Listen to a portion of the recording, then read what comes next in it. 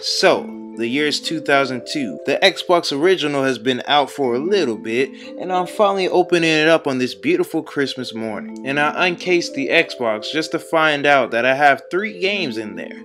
Halo 1, Sega GT Racing, and some game in a case called Jet Set Radio Future. What kind of name is that? This game sounds dumb. But I'll put this disc inside the Xbox because that Halo game freaks me out.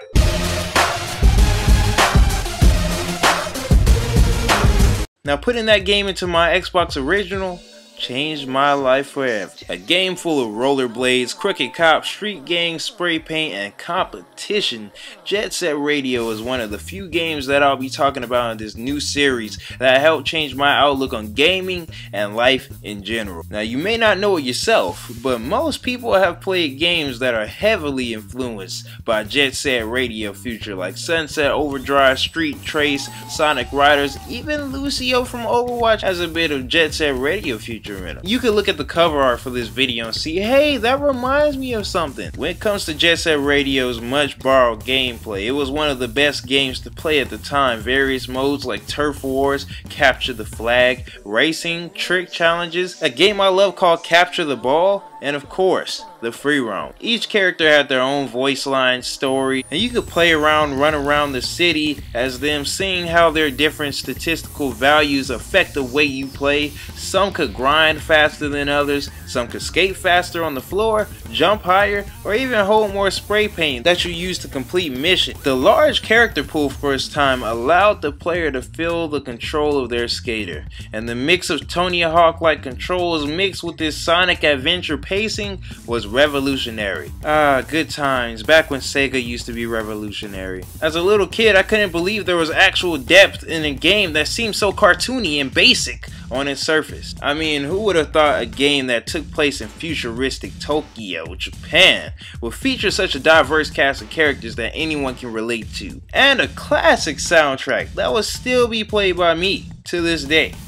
Electronic, rock, hip-hop, even swing were all made in bright, vibrant ways on this soundtrack, much like the art style, to help put an image in my head to help me see the beauty of the brightness. And you could just see how complementary the music was to the visuals and the story of Jet Set Radio Future. You guys ever take a second to wonder why I put the music that I do in my videos? Well, 80% of that comes from Jet Set Radio Future. Not only did it help open my taste in video games up, it opened up my taste in music. I was able to appreciate that art style in a way where I could see stories in multiple dimensions. When you see Jet Set Radio Future, you visualize the corrupt cops, the vibrant terrains, and the cartoony characters. When you hear Jet Set Radio Future, you feel the concrete and metal under your feet, the grindy nature of the competition, and even the ambience. Different terrains, environments, people that you get to run into, and different little missions where you can spray paint on people's walls or even the back of the police. As a kid, I loved the story about skaters being oppressed by police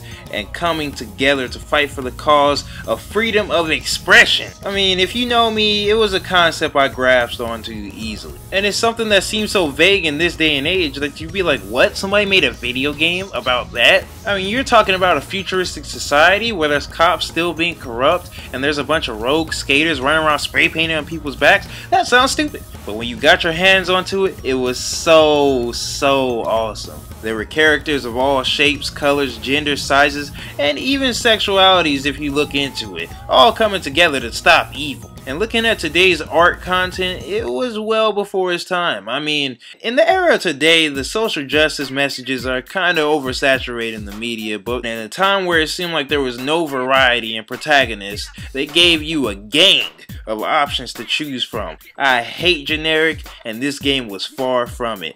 That's why I thought I'd delve into my past and tell you guys about a classic game that most people may not have ever heard of or played. And of course I'd recommend it to you guys if you ever get to play it through emulators. I hear they even have a mobile version.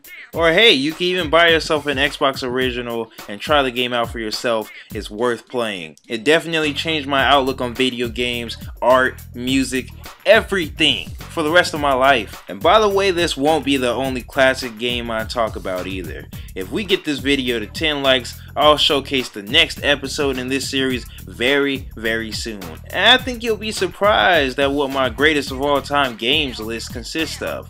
But other than that, I'll talk to your ugly sex face later. This has been your Presidentq, and we are out.